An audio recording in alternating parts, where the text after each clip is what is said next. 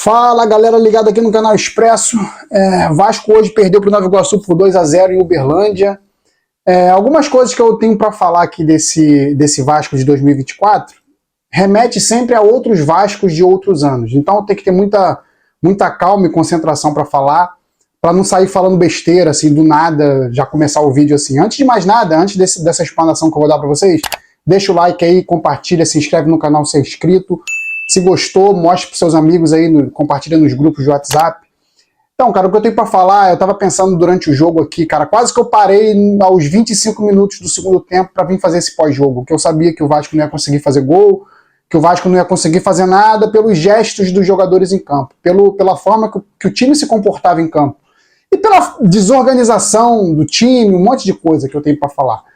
Então, eu ando com muito pouca paciência pro Vasco. Assim, a gente vem de anos e anos de sofrimento, isso aí todo mundo sabe, não preciso ficar batendo nessa tecla. E todo ano a gente vê o Vasco começando com algum tipo de motivação, parece que o time parece que vai se encaixar. E rápido, tá cada vez mais cedo, o time começa a se desmanchar completamente. Ah, mas foi um time reserva, foi um time alternativo. Não foi. Primeiro tempo foi um time mesclado. No segundo tempo, boa parte dos jogadores são titulares, com exceção aí talvez do Medel, que não jogou, mas entrou o Verratti, entrou o Piton, entrou o Payet e o time piorou do que foi o primeiro tempo. Então, muita coisa que eu tenho para falar aqui, eu não quero que o vídeo fique muito longo, porque eu sei que é cansativo falar. É cansativo às vezes a gente ser repetitivo. Mas é muito além do que o Vasco jogou hoje com o Nova Iguaçu, é muito além só da partida de hoje. Já vem da reta final do Brasileiro do ano passado, a gente pode falar da organização do Carioca, que é uma merda. A organização do Campeonato Carioca é muito ruim. É muito ruim. A gente vê o Uberlândia, um público de 30% do estádio só preenchido, sei lá, 40% no máximo. Que isso, gente? Que absurdo. Jogam o Vasco para um campo horrível, longe do Rio, viagem cansativa.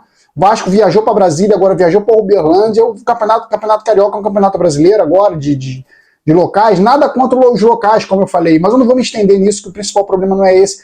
Falando também da arbitragem, que é uma porcaria, o Vasco poderia ter um jogador a mais aos 25 minutos do primeiro tempo, poderia. O Caio Tenório foi violento, ele era para ter sido expulso direto, mas o agravante é que ele já tinha amarelo. Ali era para amarelo, pelo menos, e ele não expulsou. Tirando tudo isso, não justifica a atuação. Não justifica. A atuação do Vasco hoje foi abaixo da crítica. Foi padrões 2020, aquele time que ficou na Série B, 2021. Horrível, patético, lamentável. E o principal, o Verratti, está cabisbaixo. O Verratti, ele não briga mais pelas bolas como ele brigava quando veio pro Vasco. O que está acontecendo com o Verratti? Vasco botaram a faca no pescoço da SAF do Vasco para renovar para esse tipo de jogador. Eu não quero, não. Esse Verratti aí pode deixar pro Grêmio, pode mandar embora, mas o Vasco já renovou. E o cara continua desse jeito.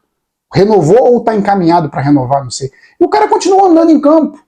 Hoje, no segundo tempo, todas as bolas que ele perdia num cruzamento, o Vasco cruzou 432 bolas que eu contei.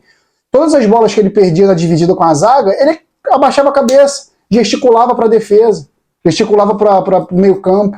Então, são gestos que eu venho percebendo nesse time do Vasco preocupantes para o ano. Preocupantes. O Vasco se reforçou onde não deveria se reforçar, não precisava dessa urgência para se reforçar, que foi o sistema defensivo.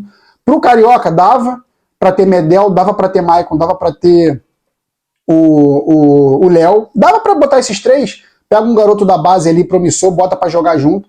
Contratou o João Vitor e contratou o Rojas, que nem entrou em campo hoje.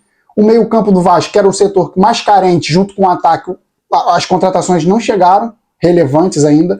O Adson talvez não tenha condições de jogar contra o Flamengo. Já estou me alongando muito aqui para falar só do jogo. O jogo não tenho muito para falar. O jogo foi uma porcaria do Vasco, primeiro tempo do Vasco. Ridículo. O Nova Iguaçu fez 1-0, era para ter feito 2, que teve uma bola na trave. O Vasco teve mais posse de bola, mas quem teve as principais chances na velocidade do contra-ataque foi o Nova Iguaçu. E no segundo tempo entraram os titulares aqui, Verratti, Payet e Piton. Eu não vou nem falar desse jogador que é o Praxedes, não vou nem falar dele, que todo mundo já viu o que ele fez em campo. Entrou o Eric Marcos também. Cara, o que eu posso falar? O jogo foi uma porcaria. O Vasco no segundo tempo nem posse de bola teve. O Nova Iguaçu dominou, fez o que quis, botou o Vasco na roda. Esse foi o resumo do jogo. 2-0 foi pouco. Era para ter sido 4-1, 5-1, 5-2 talvez. Payet não conseguiu fazer muita coisa, mas é um jogador virtuoso, vai tentar fazer jogadas individuais, fazer gols ali em jogadas individuais. Agora, falando sobre o Campeonato Carioca. O Vasco precisa se classificar, porque precisa ir para a Copa do Brasil. O Vasco não se classifica entre os 4, o Vasco vai ter que vencer a Taça Rio. Aí entra a obrigação de ter que vencer a Taça Rio. Ah, mas é o Vasco, time grande.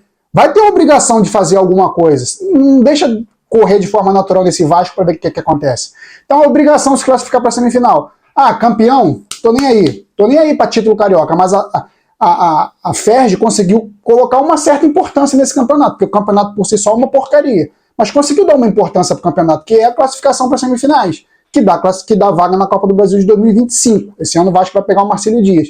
Então o Vasco não se classificando, que agora corre risco, vai começar os clássicos agora, o Vasco não se classificando vai ter que vencer a Taça Rio, vai ter que ter a obrigação. E eu já estou com medo, vendo esse elenco aí do jeito que vi hoje, de o Vasco não conseguir classificar para a Copa do Brasil de 2025. Estou com medo, estou preocupado, porque vai vir clássico contra o Flamengo, expectativa nenhuma. E se vencer o Flamengo, também não vai me encher os olhos. Foi que nem o do ano passado, venceu com o gol do Puma, depois tomou 4 porradas.